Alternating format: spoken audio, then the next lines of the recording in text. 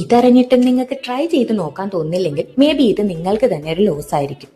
ചിലരുടെ wedding കസ്റ്റംസിൽ second sari മാറുന്ന ചടങ്ങുണ്ട്, പക്ഷെ അതിനുവേണ്ടി കിട്ടുന്ന ടൈം വളരെ കുറവും.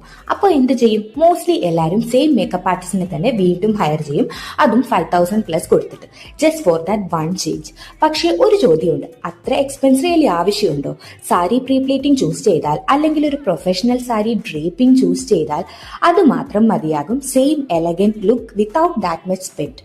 അതാണ് എലോറി പ്ലീറ്റ്സ് ചെയ്യുന്നത്. സിമ്പിളായി പറഞ്ഞാൽ നിങ്ങളുടെ ടൈമും ബഡ്ജറ്റും സേവ് ചെയ്യുന്ന ഒരു സ്മാർട്ട് ഓപ്ഷൻ. വെഡ്ഡിംഗ് ഗസ്റ്റായി പോയാൽ പോലും മേക്കപ്പ്, ഹെയർ സ്റ്റൈൽ, ഡ്രേപ്പിംഗ് ഒക്കെ കൂടി മിനിമം 3,000 വരെ പോകും. പക്ഷേ ഇവിടെ അതിനും അഫോർഡബിൾ ആയി നിങ്ങൾക്ക് ഫുൾ ലുക്ക് കംപ്ലീറ്റ് ചെയ്യാൻ പറ്റും. ബിക്കോസ് ഗസ്റ്റ് മേക്കപ്പും ഹെയർ സ്റ്റൈലും ഞങ്ങൾ പ്രൊവൈഡ് ചെയ്യുന്നുണ്ട്.